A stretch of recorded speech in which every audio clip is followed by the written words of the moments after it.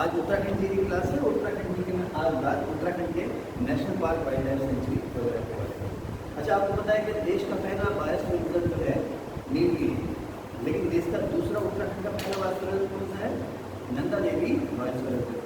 अच्छा, Nanda Devi biosphere reserve भी पढ़ते हैं और नंदा देवी नेशनल पार्क भी पढ़ते हैं।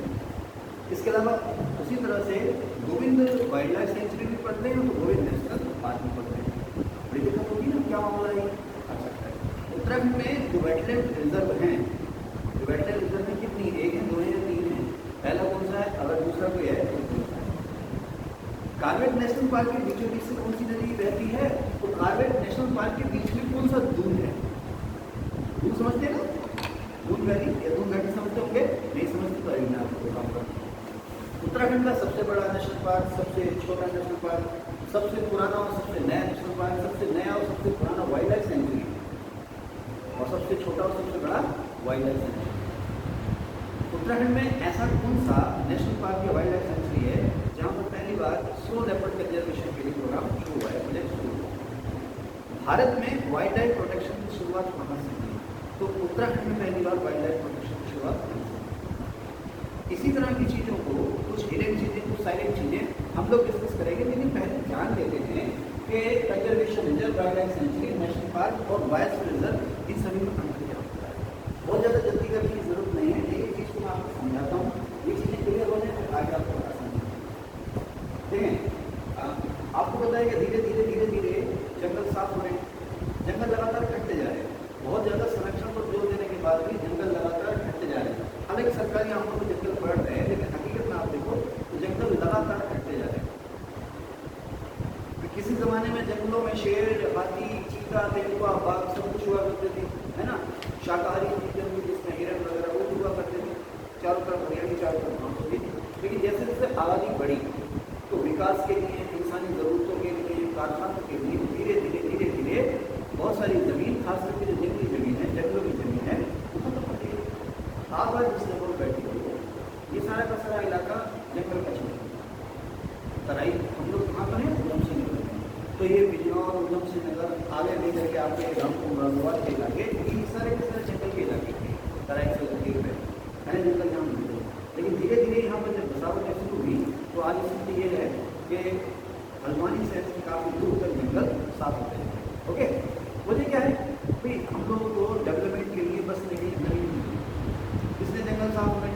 लेकिन जंगलों का साफ होना हमारा जो इकोसिस्टम है, एनवायरमेंट का जो इकोसिस्टम है, उसको नुकसान हो जाएगा। आप लोग आज भी सुनते हो ना कि आज गुलदार ने इंसान को मार डाला, आज बाघ ने इंसान को मार डाला, तो कभी इंसान ने निपट करके बाघ को मार डाला। कभी देखते हैं कि शिकारी हाथी आए, जंगल से बाहर निकल हाथी आए, वो सारी फसलें जो है वो उगाड़ करके चले गए। नील गाय का छोटा है और फसलें उगाड़ करके चले गए। तो क्यों भाग रहे हैं? जंगल से आबादी की तरफ क्यों भाग रहे हैं? जंगल में उनके लिए जो सफिशिएंट फूड होना चाहिए, खाना पानी चारा होना चाहिए, वो उन्हें नहीं मिल रहा है।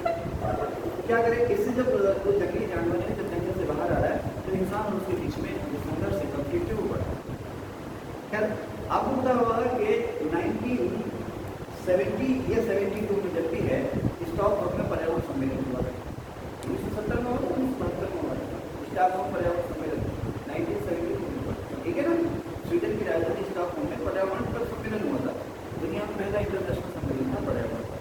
उसके बाद से ही पूरी दुनिया में वनों को, वनों में रहने वाले जो जीव जंतु हैं उनको बचाने की मुहिम शुरू हुई। पहली बार उसी में डिस्कशन हुआ कि आने वाले समय में वन और वन्य जीवन अगर तेजी से घटने लगा, जैसे घट रहा है, तो एक बहुत बड़ा संकट हमारे सामने आएगा। तो स्टॉकहोम में जो पर्यावरण सम्मेलन हुआ, उसी के बाद से पूरी दुनिया में ये कोशिशें शुरू हो गई कि हमने वनों को बचाना। तो भारत सरकार ने भी इसके लिए प्रयास किए।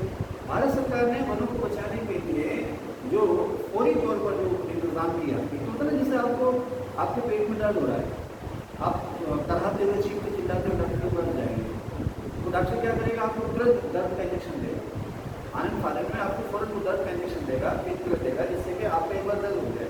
उसके बाद फिर देखा है भाई इसकी वजह क्या है, इसकी वजह क्या, उस वजह पर वो प्रहार करेगा या आपके पेट में जो भी दिक्कत हुई है उसका इलाज करेगा, ताकि भविष्य में आपके पेट में दर्द न हो। तो साहब, भारत सरकार ने सबसे पहले जंगलों को बचाने के लिए अपना जो वन महकमा था या पुलिस या प्रशासन का महकमा था, उसको अलर्ट किया कि भाई जो शिकार है या अवैध कटान जंगलों का उसको लंबे समय के लिए भारत सरकार ने क्या किया है कि आपने अक्सर सुना होगा कंजर्वेशन रिजर्व या संरक्षित आरक्षण, वाइल्ड लाइफ सेंचुरी या उनकी अभ्यारण्य, नेशनल पार्क या राष्ट्रीय उद्यान और बायोस्फीयर रिजर्व या जैव मंडल आरक्षण क्षेत्र, इस तरह की संरचना या स्ट्रक्चर या इस तरह की संस्थाएं बनानी शुरू करें। क्या ये कुछ नहीं है, जो फॉरेस्ट हैं हमारे आमतौर पर जंगल हैं, दलदली जमीनें हैं, मरुस्थली इलाके हैं या फिर समुद्र में ऐसे इलाके हैं जहाँ पर खूब सारी बायोडाइवर्सिटी मिलती है। बायोडाइवर्सिटी का मतलब समझे, जैव विविधता, जीवन की विविधता, जहाँ पर जीव जंतु पशु और पक्षियों की नस्लें खूब मिलती है। तरह तरह के पशु पक्षी जीव जंतु मिलते हैं, लेकिन उन पर संकट है।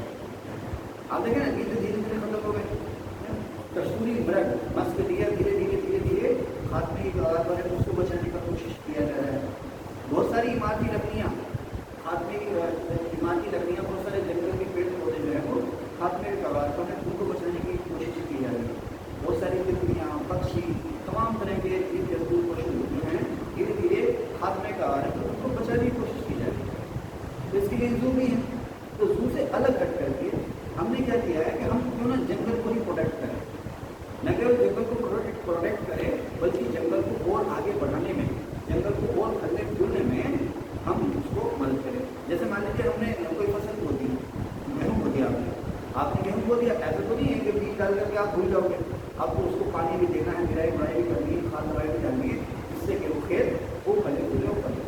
तो अब हमने क्या किया कि जंगलों पर अपने नजर रखनी शुरू कर दी, नए नए पेड़ पौधे लगाने हैं, जो पुराने पेड़ पौधे हैं उनको कटने पर रोक लगानी है। जंगलों में हमने क्या करा है, जंगलों में बहुत सारे लोग हैं, जंगलों में रहने वाली बहुत सी जातियाँ हैं जो बहुत सारे अपने जानवरों को चरा रही हैं, अपने जानवरों को चराती हैं। तो अगर एक हद से ज़्यादा जानवरों की चराई जंगल पर होने लगे तो जो नए नए पेड़ पौधे निकल के आ रहे हैं वो डेवलप नहीं हो पाएंगे। तो जंगलों में अति चराई यानी कि एक हद से ज़्यादा चराई पर रोक लगानी है, जिससे कि नए नए प्लांट डेवलप हों। जंगलों में जो अंधाधुंध कटान हो रहा है उस पर रोक लगानी है ताकि जंगलों को बचाया जा सके। जंगलों में जो अवैध शिकार हो रहा है उस पर रोक लगानी है। इसके अलावा जैसे आज के देख रहे हैं ना, गर्मी का सीजन चल रहा है, तो कोशिश ये करनी है कि जंगल में जो पानी के सोर्स हैं वो बचे रहें। इसके अलावा अगर हमने बाघ को यानी टाइगर को बचाना है तो ज़रूरी है कि जंगल में हिरन भी होना चाहिए उसके खाने के लिए। तो चाहे वो शाकाहारी जीव जंतु या मांसाहारी जीव जंतु, हमें ये कोशिश करनी है कि उनके खाने के लिए वहाँ पर्याप्त भोजन मौजूद हो और पीने के लिए वहाँ पर पानी मौजूद हो, जिससे कि वो जंगल से बाहर न आए। शिकारियों पर पूरी तरह से हमने नजर रखी है। तो इसके लिए साहब वन विभाग को और फैलाया गया, नई भर्तियाँ की गई है ना, इनको ट्रेनिंग दी जा रही है, कैसे आपने शिकार को रोकना हो, कैसे जो जीव जंतु वनस्पतियाँ वगैरह है उनका और न केवल प्रोटेक्शन करना है बल्कि उनका संवर्धन यानी कि उनको बढ़ावा भी देना है। तो इसके लिए हमने क्या किया कि जंगल को अलग अलग एरियाज में बांटा, उसको अलग अलग नाम दिए। एक होता है कंजर्वेशन रिजर्व, एक wild life sanctuary, national park और बायोस्फीयर रिजर्व, जैव विविधता आरक्षित क्षेत्र। इन सभी का मकसद, ये जो इलाके हैं ना, एक्चुअली इनको हमने अलग अलग नाम क्यों दिए हैं? आप देखें ना, पूरा का पूरा भारत एक है, उसमें हमने कहीं कह दिया केंद्र सरकार, कहीं राज्य सरकार, और राज्य सरकार को अलग जिला परगना जैसे ब्लॉक में बांट। तो ये सारा का सारा जो डिस्ट्रीब्यूशन है, एडमिनिस्ट्रेटिव डिस्ट्रीब्यूशन है ना। अब ये जो सारा का सारा डिस्ट्रीब्यूशन है, ये भी एडमिनिस्ट्रेटिव डिस्ट्रीब्यूशन है। ये अलग अलग जो स्ट्रक्चर है ये बताता है कि यहाँ के रहने वाले लोगों या नागरिकों को कितने और कौन से अधिकार हैं। इस एरिया में जो सिटीजन्स हैं, इस एरिया में जो यहाँ की जो बसावट है, यहाँ जो लोग रहते हैं उनको क्या अधिकार मिले हुए हैं, वहाँ जो लोग रहते हैं उनको क्या अधिकार मिले हुए हैं, वो वहाँ क्या कर सकते हैं, क्या नहीं कर सकते, उनको वहाँ क्या चीज़ करने की परमिशन है और क्या चीज़ करने की परमिशन नहीं है। ठीक है ना। जैसे आप देखेंगे कंजर्वेशन रिजर्व जो है, इसमें आमतौर पर लोगों पर तमाम तरह के जो रेस्ट्रिक्शंस होते हैं वो नहीं, ठीक है ना। सिर्फ यहाँ पर एक पैनी नज़र रखी जाती है, आपकी ज़िंदगी जी रहे, यहाँ पर आप खेती बाड़ी भी करिए, अपने पशुओं को चराइए भी, आपकी जो ज़मीन है उस ज़मीन में फसल भी बोइए, आपने अपना कोई जंगल लगा रखा उसको काटिए, जो मर्जी कीजिए, लेकिन यहाँ पर एक पैनी नज़र रखी जाएगी कि आप यहाँ पर गैर कानूनी गतिविधियाँ ना करें। जंगल का या संरक्षित या कंजर्व एरिया है तो आप यहाँ पर एक से ज़्यादा गैर कानूनी तरीके से पेड़ों की कटाई नहीं कर रहे हैं, यहाँ पर रहने वाले पशु पक्षियों का शिकार तो नहीं कर रहे हैं, या यहाँ पर पशु पक्षियों के लिए जो भोजन है, जो फूड चेन है, उसको तो डिस्टर्ब नहीं कर रहे हैं। कहने का मतलब ये है कि सीसीटीवी कैमरे लगे हुए मार्केट में, आप पूछो कंज्यूम करते रहो, लेकिन आपको कुछ भी करने पर रोक नहीं है। लेकिन मार्केट में सीसीटीवी कैमरे रखे हुए हैं, अगर कुछ गड़बड़ करोगे तो आप पकड़ में आ जाओगे। बिल्कुल वही है कंजर्वेशन रीजन। स्टेट गवर्नमेंट अपने स्टेट में किसी भी फॉरेस्ट एरिया को या नॉन फॉरेस्ट एरिया को, मतलब ऐसा क्षेत्र जंगल का है या जंगल का नहीं है, कोई बहुत बड़ी झील है, जैसे आप देखेंगे ना झील में झील है, हरिद्वार में गंगा के किनारे पर झील में झील है, तो वहाँ पर जंगल तो है लेकिन घना जंगल नहीं है। लेकिन वो जो झील है वहाँ पर बारहसिंगा बहुत मिलता है, बारहसिंगा खूब मिलता है, और इसी तरह में जो शाकाहारी जीव जंतु वो मिलते हैं। जंगल नहीं है, वो पूरा जंगल है। सरकार ने बारहसिंगा और दूसरे जो तमाम तरह के जीव जंतु हैं उनको बचाने के लिए उस एरिया को प्रोटेक्ट कर रखा है, उस एरिया को कंजर्व कर रखा है कि वहाँ पर आप एक से ज़्यादा खेती बाड़ी या चराई आप नहीं, ठीक है। तो जो कंजर्वेशन रिजर्व होते हैं उनको अनाउंस करती है स्टेट गवर्नमेंट। यहाँ पर जो रहने वाले हैं, ऐसा नहीं कि जाओ ये वन जो है ये वन जो है संरक्षित क्षेत्र, यानी संरक्षित क्षेत्र माने ऐसा इलाका जिसकी सुरक्षा की जाएगी, इसके द्वारा सरकार के द्वारा बंदोबस्त होगा। इसलिए कि यहाँ पर जो प्लांट्स हैं या फिर जो पशु पक्षी हैं उनको आप नुकसान ना पहुँचाएं, लेकिन इस इलाके में आपके जो अधिकार हैं, आपकी जो प्रॉपर्टी है, आपके जो एसेट्स हैं, उन पर किसी तरह की रोक नहीं, ठीक है ना। लेकिन आप यहाँ पर अंधाधुंध विकास के नाम पर ये नहीं कर सकते कि जहाँ से मर्जी रेल की पटरी बिछा दो, जहाँ से मर्जी सड़क बना दो, उसके लिए आपको स्टेट गवर्नमेंट से खास परमिशन नहीं मिलेगी। तो इसमें जो सिटीजन्स हैं उनके आमतौर पर अधिकार सेफ या सुरक्षित रहते हैं। फिर आता wild life sanctuary. Wild life sanctuary में थोड़ी सी हो सकती होती है, वाइल्ड लाइफ सेंचुरी में थोड़ी सी हो सकती होती है, यहाँ पर बहुत सारे अधिकार नागरिकों को मिले नहीं, लेकिन टूरिस्ट यहाँ पर कहीं भी आ जा सकता है, परमिशन ले के टूरिस्ट कहीं भी आ जा सकता है, कहीं भी आप रिसर्च कर सकते हो। और अगर मान लो यार लोहे कोयले की खदान है तो स्टेट गवर्नमेंट की परमिशन से, सेंट्रल गवर्नमेंट की परमिशन से यहाँ पर उस खदान से जो भी उसमें माल नहीं रहता है तो उतारा जाता है। तीसरा आता है नेशनल पार्क। इसमें बहुत ज़्यादा रेस्ट्रिक्शन, अगर किसी जंगल के वो नेशनल पार्क या राष्ट्रीय उद्यान घोषित कर दिया जाए तो वहाँ पर आप ये देखिए कि आम आदमी के हाथ पैर वहाँ पर बंद है, ठीक है ना। तो नेशनल पार्क में किसी को भी बिना परमिशन के जाने की जरूरत नहीं है, बिना परमिशन के आप उसमें एंट्री नहीं कर सकते। अगर कोई एरिया नेशनल पार्क अनाउंस कर दिया तो कोई भी व्यक्ति वहाँ पर बिना परमिशन के नहीं जा सकता।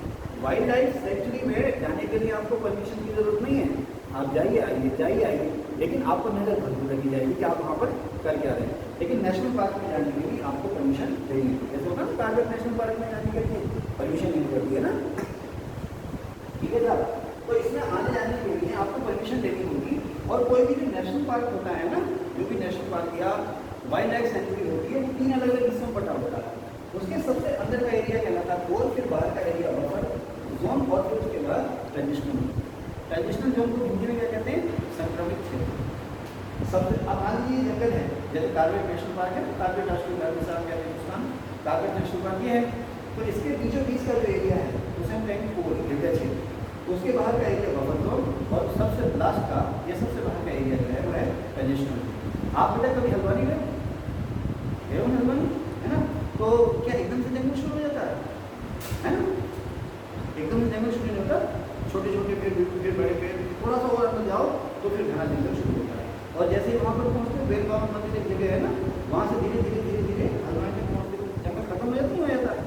उसी तरह से जब हल्द्वानी से आगे आप काठगोदाम की तरफ निकलते हो तो धीरे धीरे पहाड़ की तरफ चलते जंगल शुरू हो जाता है, और थोड़ा और अंदर जाते थे एकदम घना जंगल शुरू हो जाता है। तो आप ये कह सकते हो कि कोर एरिया जो है बहुत ही घना जंगल है, उससे कम घना जंगल, और ये लगभग खुला जंगल, पेड़ पौधे हैं लेकिन बहुत ही दूर। इसके साथ साथ ये भी कह सकते हो कि जो कोर एरिया है यहाँ पर जो आपको जंगली जीव जंतु हैं वो सबसे ज़्यादा मिलेंगे, उनकी डेंसिटी यहाँ सबसे ज़्यादा होगी। उसके बाद जब आप बफर जोन में आए तो यहाँ पर थोड़े से कम मिलेंगे, और यहाँ सबसे कम। जैसे हल्द्वानी को आप गए तो गजब दिख जाएगा आपको एकदम से, वैसे तो तुक्के में कभी भी दिख सकता है, आ जाए भटक के, लेकिन आमतौर पर नहीं दिखता है। हल्द्वानी रोड पे जो हाथी सामने आने की घटनाएं होती है ना, वो आमतौर पर संजय वन से आगे निकल करके, और जो सबसे ज़्यादा हाथी आने की घटनाएं होती हैं वो जो है ना रेलवे लाइन सिरपुर घाटी जहाँ पर लिखा हुआ है वहाँ सबसे ज़्यादा घटना है। तो संजय वन क्षेत्र से निकल करके, और बेल बाबा जो मंदिर है उससे 2 किलोमीटर तक है, वहाँ घना जंगल है। आमतौर पर वहाँ पर आपको हाथी दिखाई देगा। और अभी कुछ दिन पहले उस रास्ते में कार क्या गया, टाइगर भी आ गया था, टाइगर की डेथ।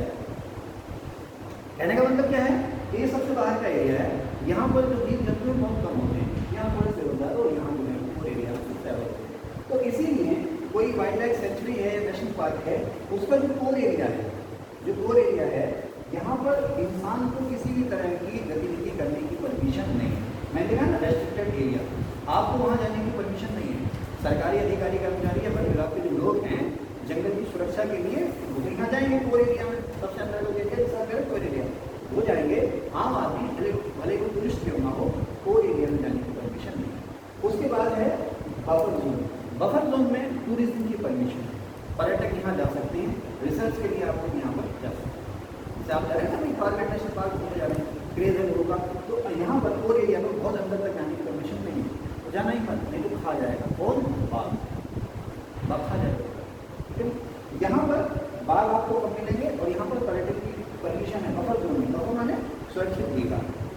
और बाकी जो ट्रेडिशनल एरिया है, जो ट्रेडिशनल एरिया है, यहाँ पर अलग से बसावट है तो उसको उजाड़ा नहीं जाएगा। पहले से यहाँ पर बसावट है उसको उजाड़ा नहीं जाएगा। यहाँ पर आप सड़क भी बिछा सकते हैं, रेल की पटरी बिछा सकते हैं, लेकिन उसके लिए सरकार से आपको परमिशन नहीं है। ठीक है ना, इसके लिए बहुत सारे नियम कायदे का। अच्छा, इसको ट्रांजिशनल एरिया क्यों कहा गया, संक्रमित क्षेत्र क्यों कहा गया? मैंने क्या कहा ना, जैसे आप देखो ना, आप गए हो कभी रामनगर गए हो कभी, तो बाजपुर से आगे निकलो तो थोड़े पेड़ पौधे, फिर और बरेली से आगे निकलो तो और बड़े पेड़ पौधे, फिर उधर रामनगर को चलो तो और फिर घना जंगल शुरू हो जाता है। तो वो जो नया गाँव है ना, नया गाँव से इधर बरेली बाजपुर को लेकर सब ये ट्रांजिशनल एरिया। ट्रांजिशनल एरिया का मतलब यहाँ हल्का फुल्का जंगल भी है, आबादी भी है, बसावट। संक्रमित क्षेत्र, संक्रमित क्षेत्र का मतलब ये होता है कि एक स्टेज से जब हम दूसरी स्टेज में जा रहे हैं तो उसके बीच का हिस्सा। तो आप घने जंगल में जा रहे हैं, एक तो आबादी हो गई, वहाँ पर जंगल का मतलब नहीं, एक घना जंगल हो गया, तो उसके बीच का एरिया खुला जंगल है, लेकिन वहाँ पर लोग भी रहते हैं, उसको हम कहते हैं ट्रांजिशनल जोन। तो यहाँ पर डेवलपमेंट के लिए, बसावट के लिए आप खेती बाड़ी कर रहे हैं, अपने पशुओं को चला रहे हैं, इस पर किसी तरह की रोक नहीं है। लेकिन आप सीसीटीवी कैमरे की नज़र में, देखा रहता ना कि आप सीसीटीवी कैमरे की नज़र में, यानी कि नज़र भरपूर रहती है, अगर आप कोई भी गड़बड़ करेंगे तो फौरन पकड़े। ठीक है ना, तो अब जो कंजर्वेशन रिजर्व है उसे स्टेट गवर्नमेंट घोषित करती है। जो वाइल्ड लाइफ सेंचुरी है, वन्यजीव अभयारण्य कहते हैं इसको हिंदी में, स्टेट गवर्नमेंट की सिफारिश पर इसे परमिशन देती है सेंट्रल गवर्नमेंट। किसी एरिया को वन्यजीव अभयारण्य सेंट्रल या वाइल्ड लाइफ सेंचुरी अनाउंस करना है, तो इसके लिए सिफारिश करेगी स्टेट गवर्नमेंट और परमिशन देगी, मान्यता देगी इसको सेंट्रल। यहाँ पर सेंट्रल गवर्नमेंट का कोई रूल है। संरक्षित आरक्षित नेशनल पार्क या राष्ट्रीय उद्यान भी सेंट्रल गवर्नमेंट घोषित करती है, और वाइल्ड रिजर्व या जन्मतः आरक्षित क्षेत्र इसकी मान्यता जो है संसद देती है। यानी कि कहीं वाइल्ड रिजर्व बनेगा तो वो तब बनेगा जब उसके लिए संसद कानून पास करेगा। ठीक है ना, ओके। चलिए फिर अब हम बात करेंगे कि उत्तराखंड में कौन सा नेशनल पार्क या वाइल्ड लाइफ सेंचुरी कहाँ पर कैसे किस तरह। ठीक है, एक बार